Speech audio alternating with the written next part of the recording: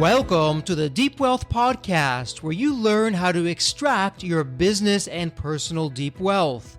I'm your host, Jeffrey Feldberg. This podcast is brought to you by Deep Wealth and the 90-Day Deep Wealth Experience. When it comes to your business deep wealth, your exit or liquidity event is the most important financial decision of your life. But unfortunately, up to 90% of liquidity events fail. Think about all that time and your hard-earned money wasted. Of the quote-unquote successful liquidity events, most business owners leave 50% to over 100% of the deal value in the buyer's pocket and don't even know it. I should know. I said no to a seven-figure offer and yes to mastering the art and the science of a liquidity event.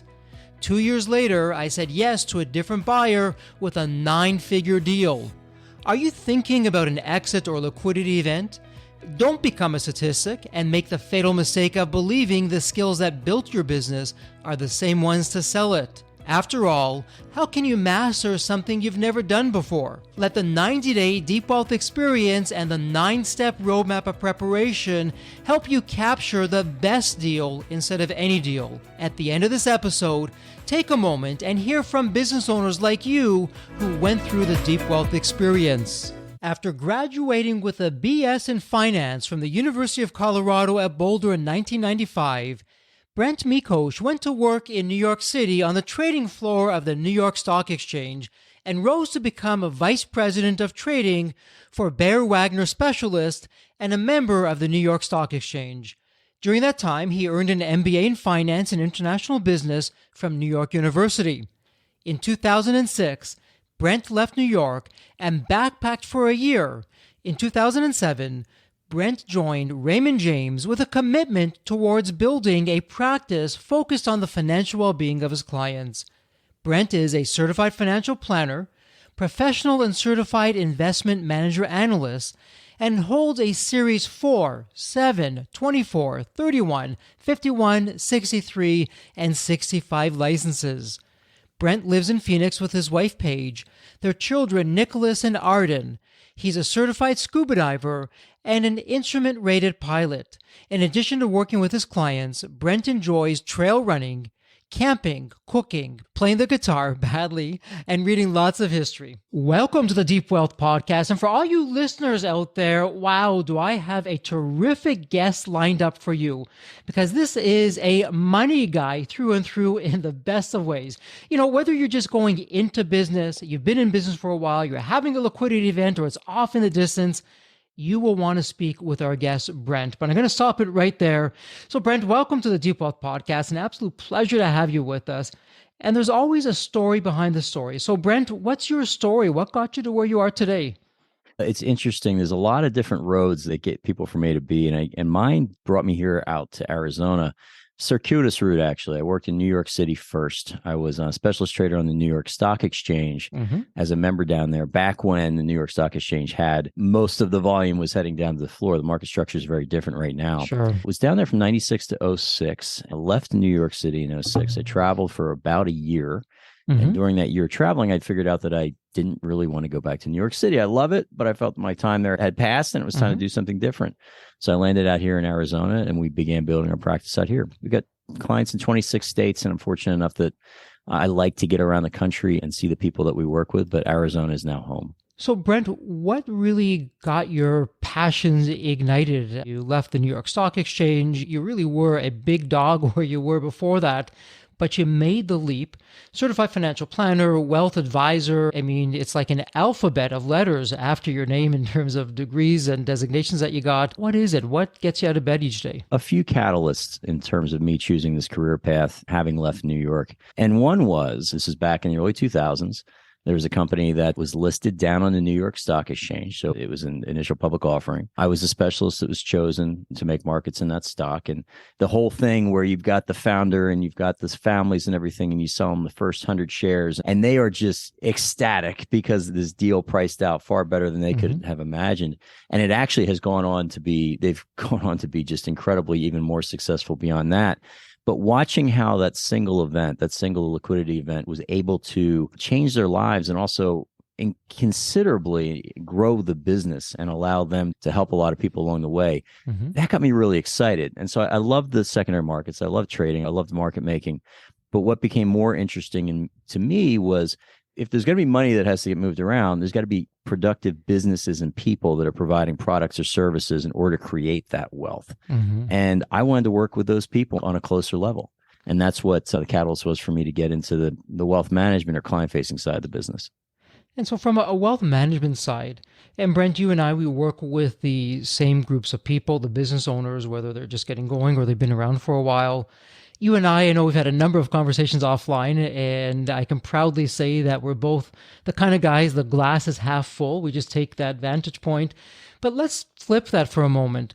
When it comes to business owners, when you're working with clients, particularly new clients, as business owners, where are we getting it wrong? What would be some of the typical mistakes that you're seeing us make that you would love for us to stop? I think if there's one thing that business owners that we've worked with, they are fantastic at running their business. They're fantastic at finding and seeing opportunities where they can expand and grow. And sometimes they may not see everything else that's happening around them, or quite frankly, they may not recognize that this baby that they've brought up from its infancy now has real significant value that can be unlocked to grow to even greater degree. And I think that's the thing that consistently surprises me, is some of the people that I've met and that we work with that have built these absolutely fantastic, incredible businesses. They don't almost realize what they've done and how hard it is to get to the point where they've gotten to. Right. And I think in many cases, they're so busy with their head down and grinding and working through that process every single day that they sometimes don't realize they undervalue, I think, in many cases, what they've created, if that makes sense. Absolutely. And for our listeners out there, with what Brent is saying, let me ask you a rhetorical question for our listeners. And the rhetorical question is this: how can you master something you've never done before? And Brent, we ask that question a lot when it comes to a liquidity event, but that same question really applies to what you're doing. Because for business owners, let me dispel another myth. And Brent, if I'm off base, please be the first one to correct me. But at Deep Wealth, we don't believe that as business owners, we have to figure out the investment side and the wealth management side and become masters at that. To your point, we're busy working on the business. Why not let someone like yourself do that? And so for our listeners out there, here's another question for you. So if you can't master a game you've never played before, or if you really want to gamble with your financial future with what you have, why not have someone like Brent look to do that for you and leave it with a professional to do? So Brent, not really appreciating what we've built as business owners, perhaps having that imposter syndrome. Well, we're not really big enough for someone like Brent, or we'll talk about it another day. That's a popular mistake that you're seeing out there. Any other ones that come to mind?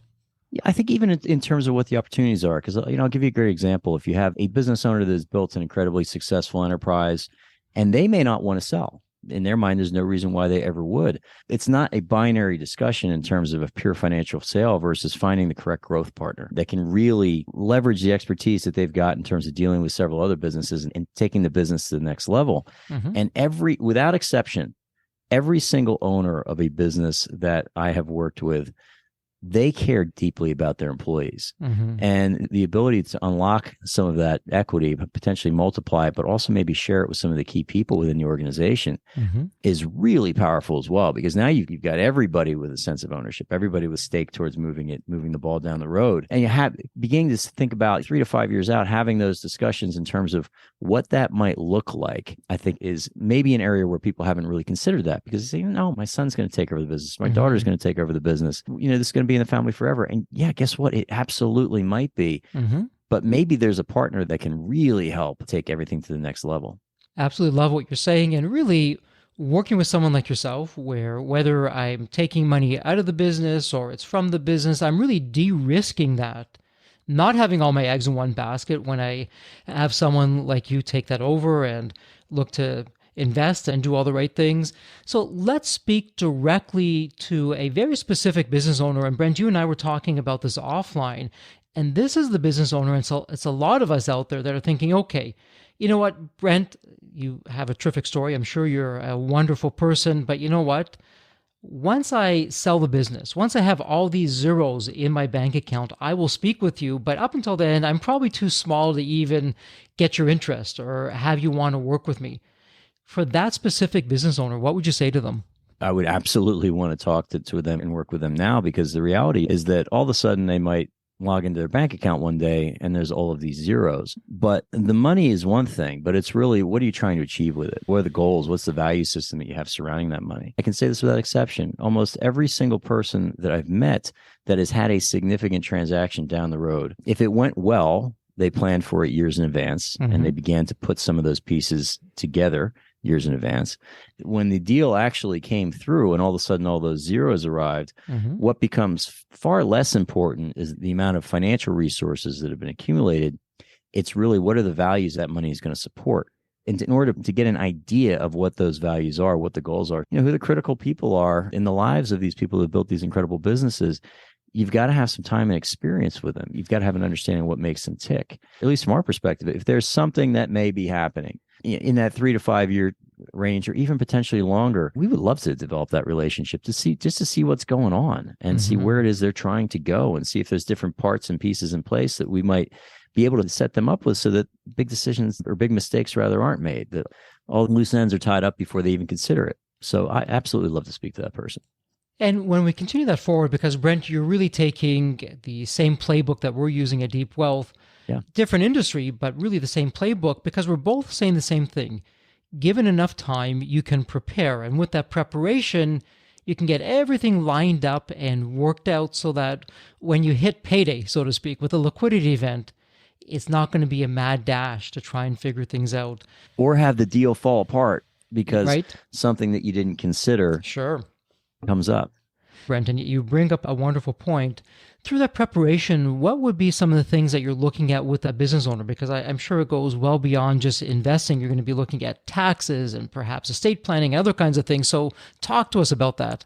And you bring up a phenomenal point in terms of taxes, because there's really no way around it, but there are ways to mitigate it. Now, full disclosure, we don't draft legal documents. We don't provide direct tax advice, but we do have a team of people. My broker dealer and RIA is Raymond James. Their investment banking team and wealth solutions team is absolutely fantastic. And so we've got a team of people in place that either are going to help provide some of those answers and insights that you can take back to those professionals to help you along the way. Or if you don't have those other advisors in place, we're going to help you find those people. And I think that the scary thing is, if you know what you don't know, then you can really work to address it. If you don't know what you don't know, those are the surprises. Those are the surprises that can come back and create challenges, to put it mildly, in the future. Absolutely. And you know what, Brent, in our Deep Wealth 9-step roadmap, step number 5 is advisors.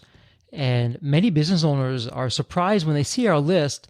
Brent, you're on that list in terms of a wealth advisor. And they're saying, well, Jeffrey, why, if I'm not having a liquidity event, why would I have a wealth advisor years in advance? And it's for all the reasons that we're talking about. And Brent, if I can put you on the spot, this is not scripted or rehearsed. I'll just throw this out there. You have a story, a client that comes to mind who was wise enough to work with you early on and then reaped the rewards once they had more zeros in the bank account, versus if they would have come to you once they had those zeros, kind of a before and after. Anything that comes to mind on that front? Yeah, absolutely. We have a couple, actually. And we've got one that's unfortunately did not go the way that everyone, I guess, would have hoped for. But I got them as clients, began working with them right basically when they were at 9th inning of what was going to be a pretty significant transaction for them. And we're talking now, and we're coming into right around the GFC, the financial crisis. It all got delayed because in the past, there weren't some things that should have been taken care of and some due diligence that was not done. When this thing got shelved, you had two things that happened. You had the GFC happen, which obviously changed things dramatically for a period of time. And then you also had a massive change in technology that, in their case, ended up devaluing their business by probably about 90%. So really significant impact there. And on the flip side, people that we've been fortunate enough to work with since that point, where we've been with them, and in this case, actually, not even necessarily because of us, quite frankly, but when I began working with them, had really fantastic people already in place that were able and really willing to work as a team together with me to try to prepare for this liquidity event. And everything has gone incredibly seamlessly. And then there's one actually that we're looking at imminently as well. And everything is in place. And again, it's because of the work of the person that built the business. So let's start there. Sure. But in terms of the people around them, it's getting ahead of problems before they could potentially happen. and also getting an idea of what are some of the things that could potentially cause issues down the road and just making sure that they're addressed before the fact. I think it's like anything, it's in preparation. And no one has the bandwidth to do all of this on their own. And so, Jeff, they've got to take people like yourself that have been down this road before, people like myself and people on my team that can recognize some of these things and free up their bandwidth and their time to do what's really adding value for them. And, Brent, as you're talking, you brought up a few salient points. Let's unpack that. And really, it's for the business owners out there who are going to be coming to you. And you said something interesting at the start of our conversation. You said, hey, why don't we start small? See how that goes. Kick the tires. And perhaps you like it, perhaps you don't. But for our listeners out there, again, a little bit of a rhetorical question. It is and it isn't. But wouldn't you rather try something out where there's less to lose? It's fewer zeros. Figure it out. You have the right person, you don't have the right person, but you know that. And as we like to say, deep wealth, you've got to stop believing, oh, I believe or I think I have the best wealth advisor too. You know what? I know I've got the best wealth advisor. We've gone through great times. We've gone through rocky times. They know me. They know my personality. They know my risk tolerance. We got my asset allocation all done properly. And yeah, you know what? When the liquidity event hits, it's just going to be smooth sailing from there, versus trying to figure that out in real time where there's a lot at stake. Any thoughts about that? Yeah, I completely agree with that. And I think that from the standpoint, is at least what I'm getting from the line of questionings with it, is a lot of people, they might not feel like, okay, you know what, I haven't hit the point yet where I should be speaking with a wealth advisor or begin putting together this team. I'll do it when that comes. But what I would say is that one of the things, if you're working with the right people, one of the things that excites me about my business is the fact that I'm able to participate in people's lives in a really deeply meaningful and impactful way. And so for clients I have, and I've got some clients that for a variety of reasons, quite frankly, didn't start out with that much money. It's all relative because a couple bucks to somebody is a couple million to another person, but didn't start out with what they think is significant wealth. But we hit it off. The personal relationship was built, and I got to be there and participate in that process with them. And for me, that's what gets me excited about the business. Sure. Because you look at this business, and fundamentally, and Jeffrey, you and I are both optimistic people. This is an optimistic business that we are in. If you do not believe that the future is going to be better than the past, that people are going to continue to innovate, that they're continue to advance society, and the human condition is going to continue to get better because people want to make something or build something, and what are we doing any of this thing for? Sure. But if you believe that and you feel like the ability to come along with that and be a part of that, it's just awesome. For me, having the chance to speak with somebody that maybe they're even in a very early stage of perhaps having one of these events, my worst case scenario is I probably learned a ton because they're dealing in something that might be very different than mine. And my promise to everybody that reaches out to us is that we're not going to waste your time. We'll go through and we'll help you with what we can help you with. If we have something we can do today, phenomenal. If we can't, perhaps it'll be in the future, but you're not going to waste your time by taking a look at some of these different possibilities. And Brent, let me ask you this. And firstly, I'll share my experience. When I'm speaking with business owners, I pick myself up off the floor so many times, and there's no judgments here. Oftentimes, I find people will spend more time planning a vacation than who they're going to work with as a wealth advisor or a financial advisor. And it's almost like it's this taboo to even talk about money. And so now let's speak to the listeners out there who, they're busy, they have a wealth advisor, don't really hear much from that wealth advisor. Maybe they get their quarterly statements and that's about it. And they're even too busy to be looking at those statements that they don't really know. They believe they have someone that's okay, but they don't really know, I've got the best person. So from your perspective, how do I know if I have the absolute best wealth advisor? What are some telltale signs or questions that I should be asking or looking for? I think the number one thing with that is, do they know you? Do they know who you are? And even from my side, one of the mistakes that you can make is you can just start bombarding people with facts and the technical stuff. It's all kind of cool in terms of what's happening with the economy and the markets. But fundamentally, they've got to know who you are and what you're trying to do. I mean, the single best compliment that I'll receive from clients is, you got this. We know you care about us. It's not, you got this. We know that there's never going to be bumps in the road and you're not going to have, challenging years in terms of the financial markets, but you got this because we know you care about us. That, to me, that's the number one thing. Now, there's got to be a certain amount of technical proficiency that comes with that. But it's really, I think, have you built a deep and meaningful connection with the person? I think that's number one. Do they know the name of your kids and your parents? They know where you're born. I've had some of these stories in terms of having to pawn off your wife's wedding ring because the business was failing before it turned into a multi-million-dollar enterprise? Do they know? Because behind all of those accounts, there is a lifetime of blood, sweat, tears, and energy and effort that's been expended to put these ones and zeros on the paper. Do they know how that happened? I think that's the biggest thing. And so, Brent, for the listener who's hearing this and saying, okay, Brent, you're asking a lot. You want to take my valuable time. You want to get to know me, but come on. I just want you to put me into those investments that are going to have a decent return. Why does it make a difference to you for you to really know me and get to know how I work and what I tick and all those other kinds of things? Why, Brent, is that so important? What would you tell that person? On a real technical level, you got to figure out, okay, what's a decent return? What's your time frame? As a decent return 6 months from now? Actually, now, which is exciting, you actually, because of where rates are, you have some options, but a couple of years ago, there wasn't as many options. But I think, again, all the money it's a lot more, obviously, but one of the main things I should put it that way, is it is stored energy. It's stored energy from your life's work. Mm-hmm. And the question is, how are you going to thoughtfully apply that energy into areas that hopefully are going to do some good for you and your family and do some good in the world, whatever that might mean for you? I think anybody that's going to direct those investments and make decisions around that, they kind of have to have an idea who you are. Because, I mean, you look even in terms of some people, ESG is a 4-letter word. Some people it's not. And there's variations across the board with almost any type of investment. Some people might have had a really terrible experience with an asset class that, might be appropriate for most portfolios. But guess what? It might not be appropriate for them. Because you're going to be churning up all this negative emotion that's occurred in the past, and it's going to take away sleep at night from them. I think at the bottom of this thing, you've got, to the best extent that you can, you've got to simplify all this stuff. And you have to take something that is inherently risky. All the assets that we're dealing with here are risky to a certain point. Even cash is, because your risk is losing purchasing power.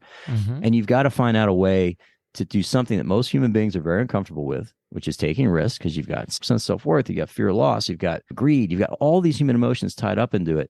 And what is the best way that we can try to employ this in a productive way that is going to keep people in the game? And to keep them in the game, I got to know what makes them tick. I got to know what that emotional point is. I can't know any of that unless I know them as people. And so for our listeners out there, with what Brent is sharing, Brent, I'm going to put that on the art side of business. This is not a complicated formula in a spreadsheet. Hey, I want to know how you tick. I want to know your mindset. I want to know your personality, what your fears are, what your aspirations are. And for our listeners, if you don't have a wealth advisor who's taking the time to get to know you at that level, you're probably not with the right wealth advisor.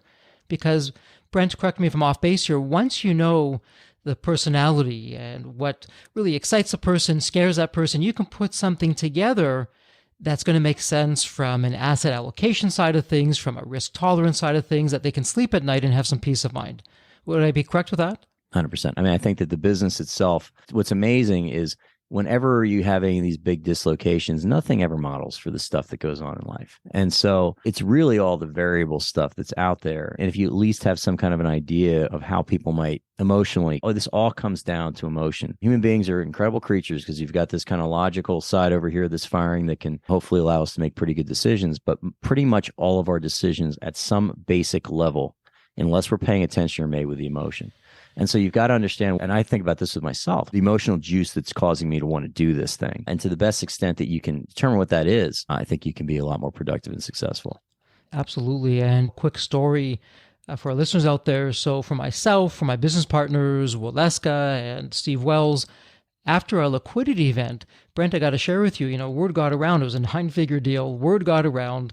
And it was a circus. We had people lined up out the door and effectively we became the emperor with no clothes. They were telling us anything and everything to get in the door and whispering all these sweet nothings. And so the power of preparation, you're working with Brent well before your liquidity event. Brent knows you. He's put together a plan. You add some more zeros to that. You don't have to worry about the noise, the distraction, these people lined up out the door. And now because you have that plan, you're simply opening it up. You have more zeros. You can do more with that. Right. But foundationally, it's in place. It's rock solid. It's ready to go. Brent, that kind of situation, when you contrast that to just getting going and starting, I'm sure there's pluses and minuses to everything, but where are you on that in terms of just why it's so much easier and more elegant when you're just working with you well before a liquidity event? One of the great compliments that I've had in this business last week, I had a wonderful client of mine. I've been working with him now for probably 11 or 12 years, 2011, 2012, right in there. And at the time, it's all relative, but younger couple Mm-hmm. and really young kids, and really enjoyed them both. You knew they were going to crush it. He walked out of my office, and I remember going home and saying to my wife, this guy is, if he's not going to be my biggest client, he's going to be one of my biggest clients. You just knew he had that in him. 2 exits later, and I was at his house about a little over a week ago, and he had some friends from out of town in, and they were just kind of discussing some things. He said, he said, Brent's been with me through all of this. That just, man, because it was my privilege. It was, from my end, it was really cool to be on the periphery and see what's happening going on here. But the fact that he and his family viewed me as being part of that story, to me, was incredibly gratifying. Absolutely. And speaking of stories, when we look to the market, and it's not really relevant what year we happen to be recording this in, because we have good markets, we have bad markets, we have terrible markets, and we have incredible markets, all in good time and all in cycles. It's been a choppy market, and it gets better, but it becomes choppy again. So for everyone who's listening, during this choppy time that we've been going through, what kind of peace of mind can you give them? So the clients that you're working with, despite it being a choppy market, what have you been doing for them behind the scenes to give them some peace of mind in some uncertain times? It's a phenomenal question, because it has been challenging. Because, you look at what we as people have been through for the last 3 years, really starting with COVID. So you have COVID hits. No one knows. Is it going to be the Spanish flu again, or is this going to be something worse? No one knows. Then they're locked in their houses, and then they've got issues perhaps with their kids that are not in school. And there's all the fear about their businesses, potentially all of the stuff happening. So you've got that. And then you've got Russia-Ukraine thing comes up, which is on the news every single night. You have a presidential election that, depending on what side you're on, either went great or it didn't go great, and all the associated turmoil around that.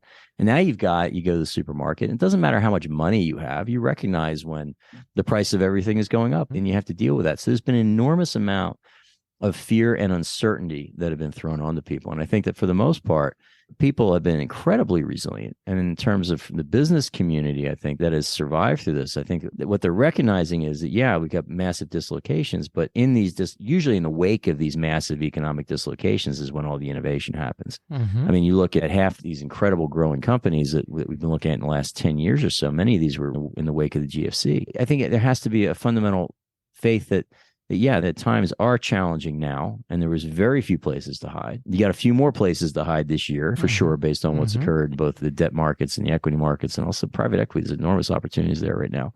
I'm quoting Napoleon Hill here, but there's a seed of equivalent benefit through all of this stuff. And I think if you recognize that every time something negative happens, there's a flip side. And even when it looks really good from an investment standpoint, I had a great line that was given to me by a client. And I was talking to him, and I'm discussing the merits of this particular investment that we wanted to place him in. And he said, Brent, you're showing me the shiny side of the coin. He goes, flip it over, because I want to see all the, and then there was an expletive that came in the wake of that. I said, that's really good. Because guess what? There's a beautiful shiny side. There's a side that doesn't look so hot. But now when we're seeing more of the side that doesn't look so hot, believe me, at the end of this thing, there's a shiny side there somewhere. The question is, we just got to find it. Fair enough. And you know what, going along with that Napoleon Hill quote that you're saying, and if we go to that masterful book, Think and Grow Rich, one of the principles in there, he talks about the Mastermind Alliance. And so for our listeners out there, who's part of your mastermind? Because the titans of business, they all had a mastermind group of people who were specialists in certain areas, no conflicts of interest, that together they achieve some incredible things. What the mind can conceive, it can achieve. Another Napoleon Hill quote. We're on a roll here, Brent. So for our listeners out there, do you have someone like Brent in your corner? And if you don't, why don't you? I definitely do. I'm very fortunate that I've got a few people in my life that, quite frankly, and I had coffee with one of them yesterday. I said this to him when we got done, because he's been challenged with some health issues lately. So he's going through some struggles on his own. But I said, the fact that you actually pull time out of your day to sit down and talk to me about things that are occurring for sure in your life, but mostly in my life, let's be honest, mining him for information, I think is unbelievable to me almost. And I'm very fortunate, because I've got 3 of those guys that are further down the road than I am in my life that I very regularly go to and discuss. And I think that the number one thing is with complete honesty. You're not going to get any help from anybody unless you kind of open the book and show you. Not many people deserve that level of trust, by the way. But to those that do, it's an incredible gift when you can have those people in place that can leverage their knowledge and what they've been in their experiences, which are unique to them, to help any of us out, but in my case, me out. The great thing about today, too, is all this knowledge, if you want to find the answer, it's at your fingertips. Come on, we're half a continent away from each other, and we can connect, and I can learn all the great work that you and your organization does. And so the resources are out there. I think you've just got to both look and after that discern, who can really help you. And then after a very long period of time comes the trust. Absolutely. And Brent, you and I cut from the same mold, the same cloth, as are the listeners. And so I can confidently say, listen, we're type A personalities. A lot of us like to roll up our sleeves and think we can do everything. And I know some of our community is saying, okay, yeah, Jeffrey, Brent, that's all fine and good, but come on. I'm paying these commissions. I'm paying these management fees. I can do it on my own. And so when everything's going well, you know what? You can throw a dart at the wall, pick something, and it's probably going to do well for you as well. But it's exactly in times like this. And so, Brent, for those people that think they can do it on their own better than someone like yourself or the professional managers, and maybe they have been trying to do that, what have you been seeing out there? Because a lot of people have been in incredibly difficult situations in this choppy market. A professional like yourself versus the amateur out there, the non-professional, what have you seen in terms of differentials of performance? Say first that many of my clients could do it themselves, and I tell them that. The question is, if they wanted to focus their time and attention to do all this, they could absolutely do it themselves. The question really is what's your bandwidth? How much time do you have to either look at all the implications from a legal standpoint or tax standpoint or investment standpoint, what you're doing? And I like to think that if I wasn't in this business, I could probably run another business. Right now I can't because it's not my point of focus every single day. That noted, I do think that, again, I'm coming back to emotion. I keep coming back to it because I do think that we underestimate the power of emotion in almost all of our decision making. To the extent that you can offload some of that emotional internal struggle that you have onto someone else, I think there's a huge amount of value in that, quite frankly. To have somebody to put the brakes on things before you may or may not make a decision that's very challenging. Because a great example is the pandemic. We came into this thing, the S&P 500 drops 35% almost in about 3.5 weeks. They're shutting down the entire global economy. There's no way that this market is going to recover from that. Everything, every logical thing firing is saying there's no way the market recovers. Of course, you don't know what the Fed's going to do at that point. And every emotional thing says, my goodness, this money that I've accumulated is evaporating and my business is shut down and my kids are, like all the stuff that's going on. And had you made the wrong decision at that period of time, same as in the GFC and the financial crisis, it was catastrophic. It was catastrophic in a way that you can't necessarily come back from in some cases. I look at it this way. I think it's very possible. You just kind of have to understand eventually how markets work, where in the short term, if you're not paying attention to it, it's absolutely possible to have an incredible bout of short-term luck. The smartest person going to Las Vegas, for example, is putting everything on black, and then they're basing their results on short-term luck worked in their favor. But the people that are successful in Las Vegas are the house. It's the casino. It's because they're playing the odds, because they're playing the math. And so to the extent that you can, from an investment standpoint, you want to be the house. You don't want to be the person that's out there gambling. And when things are really good, everything is incredibly exciting. And everybody, it's whether it's crypto or whether it's some of the meme stocks or whether it's some of the innovative tech stocks that were ripping in 2020, all the fundamentals and any rules-based systems got thrown completely out the door because it was exciting. It was fun. It was like watching a spectator sport. It's incredible. But you can't invest serious money based on that because short term, you might be really lucky. Black might come up on the table, but in the long term, it's just not going to work. Absolutely. So great advice. Leave it to the professionals. Focus on what you know, your business, grow that, throw off the zeros there, and then let someone like Brent really take it from there to the next level while you work in your area. Brent, you're working on your specialization. So it's all specializations and focusing and playing to our strengths and maximizing our time by not doing some things, not being in some areas, so that we can do other things that can really move the dial. I 100% agree. Fantastic. And so, Brent, if there was one takeaway from a wealth advisory side of things for our listeners that they could do today, one low-hanging fruit, what would that be? Take an inventory of where you are today. Number one, it can never be a roadmap drawn to a destination if you don't know where you're starting. And that applies across the board, regardless of asset level. I was sitting down with an estate planning attorney. I had lunch with him earlier this week that we've done some work with here in the Valley. Probate case that he was in, and a very high profile, at least in the Valley here, person, significant assets, and not even a will or trust. Where you would think that, at a certain level, you're going to get these things all wrapped up, and that's not always the case. And so I think that it's very important to very periodically take a step back, take an inventory of where you are, get a clear direction, a clear picture in terms of where you want to go, but at least get that snapshot of where you are today. Because a lot of people, it's fun. You have them come in for a discovery meeting, but we're really getting to know them, and you start digging in. And well, is that it? Well, no, that's not really that it. It's how about this? And in the conversation, all of a sudden, they've uncovered either significant assets that might be lying around they haven't considered, or major goals have been uncovered that they haven't really talked to anybody about, or issues that have to be addressed, quite frankly, either from a business standpoint or from a family standpoint or personal standpoint. And it all comes because you actually have to pull that time aside. I think people just personally can do this. Forget about managing money, but I think personally, for me, I do it quarterly, but take a block of time and look at yourself as a business and where am I? What did I want to do this quarter? Did I do it? What am I trying to do next quarter? And take an inventory of where you're at. And then at least it's going to give you where the pain points are that need to be addressed immediately. And then how do you then set yourself up for success in the long term? Terrific advice. Just get some clarity of where you are, where you want to be, and make the course correction as you go along with that. 100%.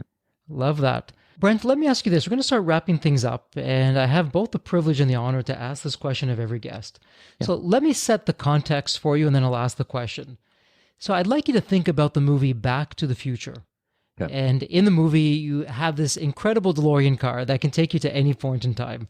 So Brent, here's the fun part. Imagine it's tomorrow morning. You look outside your window.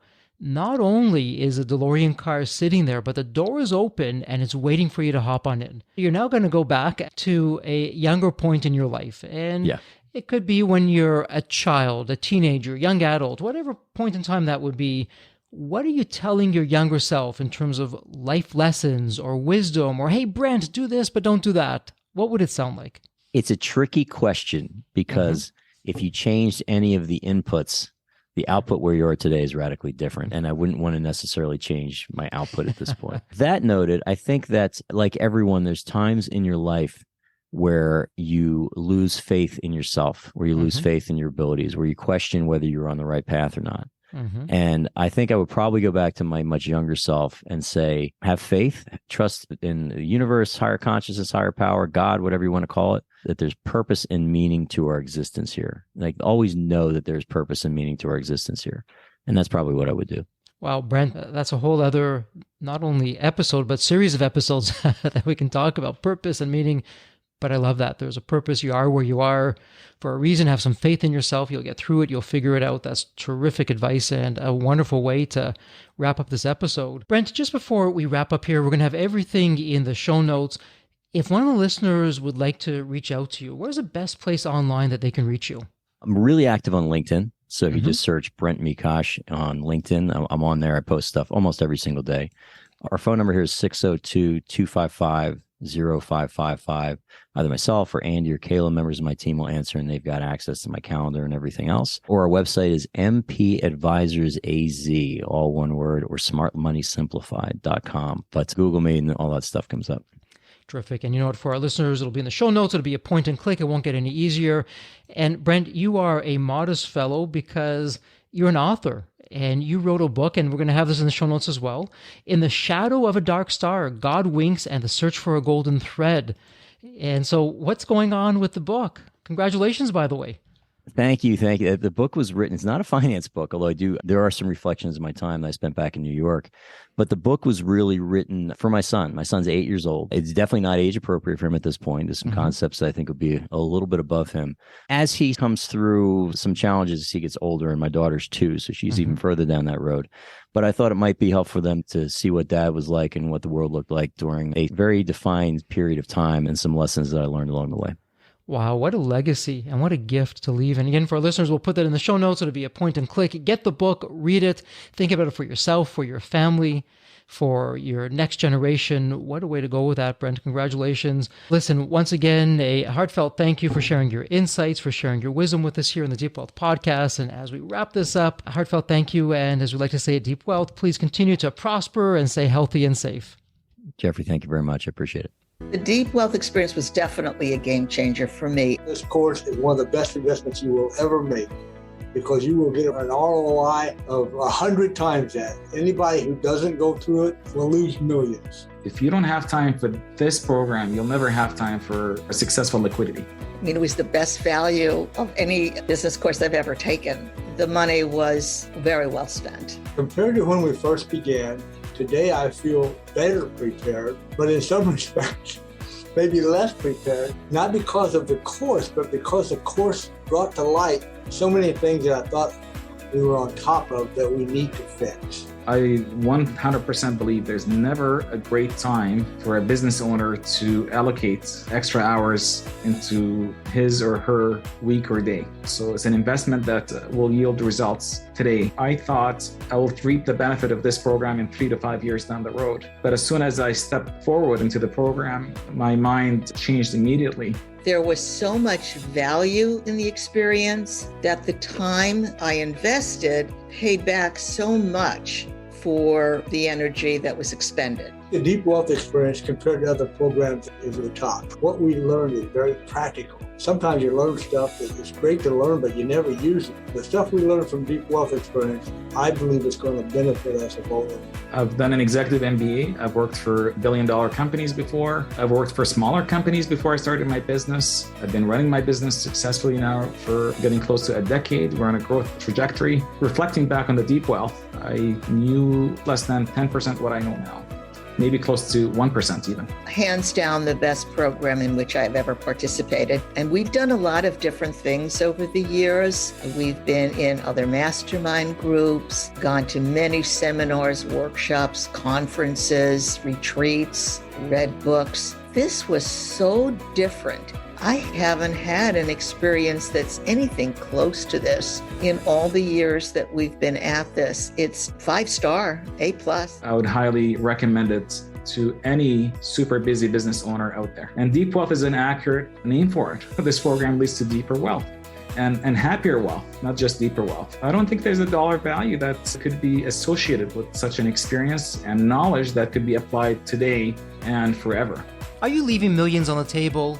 Please visit www.deepwealth.com/success to learn more. If you're not on my email list, you'll want to be. Sign up at www.deepwealth.com/podcast. And if you enjoyed this episode, if it added value, if you walked away with some new insights and strategies, please leave a review on your favorite podcast channel. Reviews help us reach new listeners, grow the show, and continue to create content that you'll enjoy. And as we wrap up this episode, as always, please stay healthy and safe.